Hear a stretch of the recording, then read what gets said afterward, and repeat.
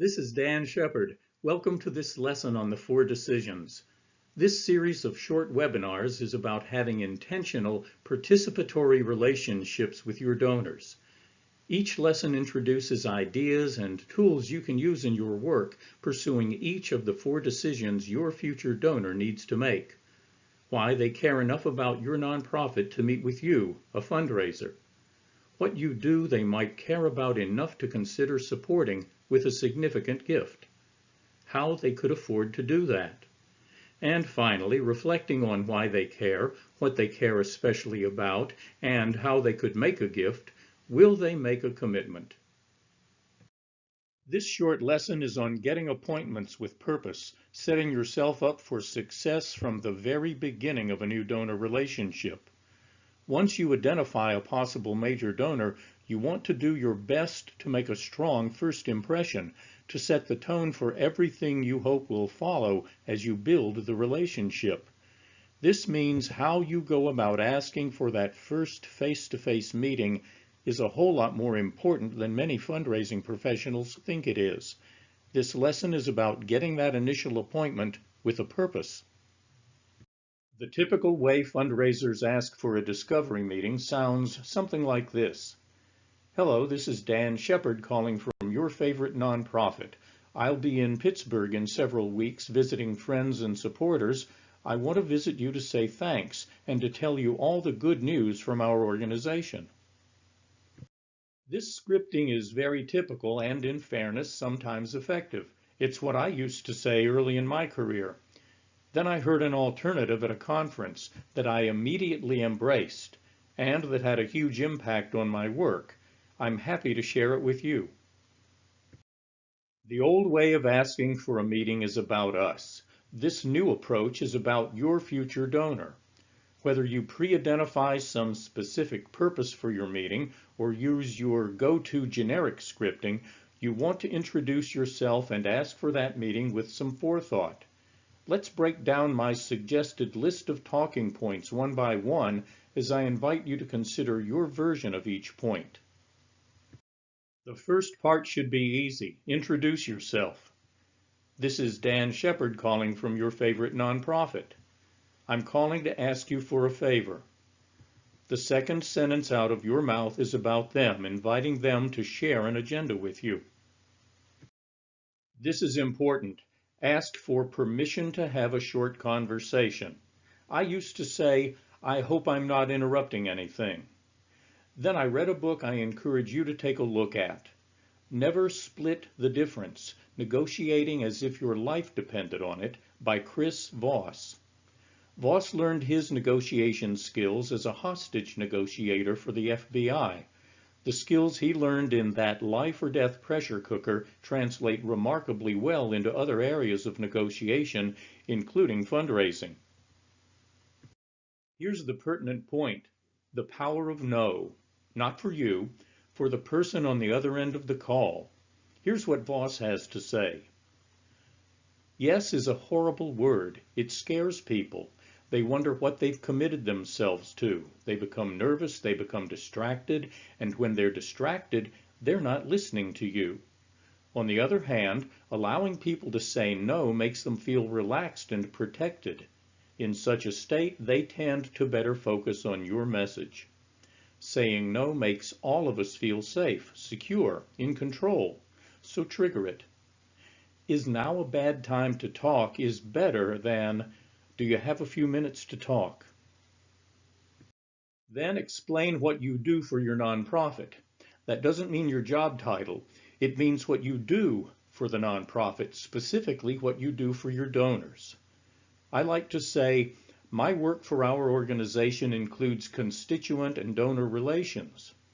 Now, you can easily customize this depending upon what sort of nonprofit you work for and what you call your constituents. Alumni, patrons, friends, etc.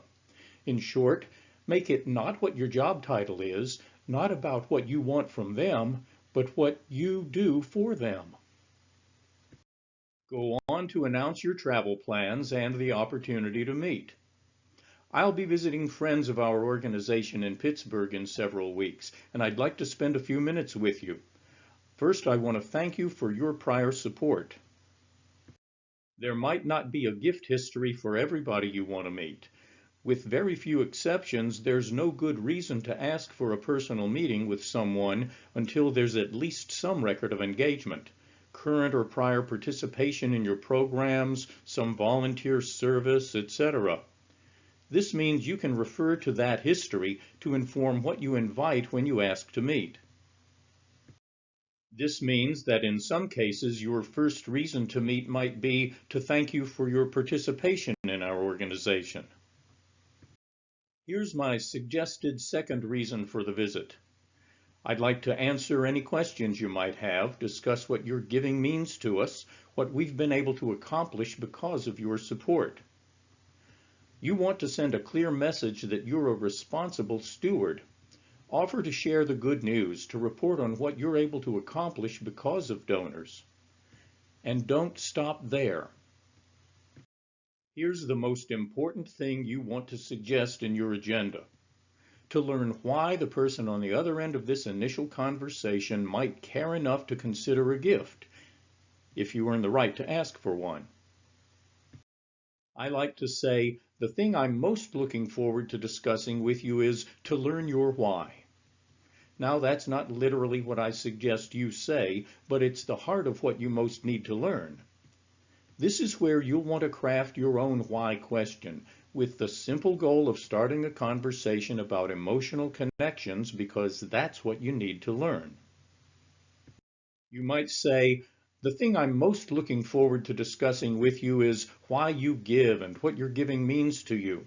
Or, what about our organization is most important to you?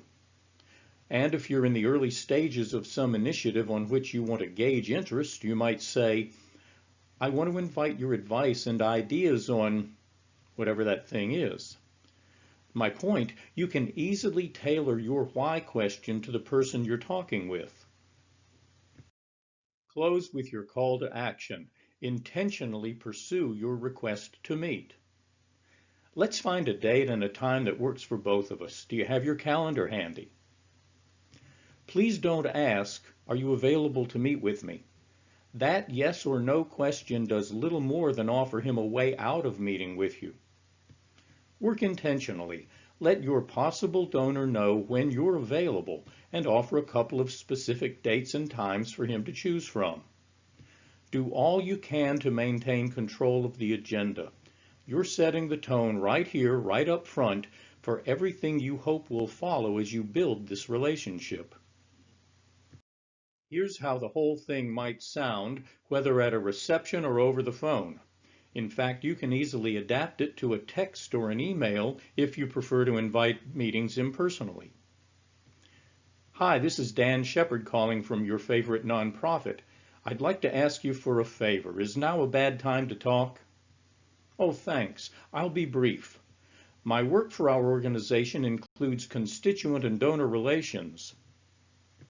I'll be visiting friends of our organization in Pittsburgh in several weeks, and I'd love to spend a few minutes with you. I want to thank you for your prior support. That's something I don't think we do enough of. I want to be able to answer any questions you might have, to discuss what we've been able to accomplish because of your support. And the thing I'm most looking forward to discussing with you is to learn your why. Let's find a date and a time that works for both of us. Do you have your calendar handy? And your future donor says yes. So on the scheduled day, you ring the doorbell.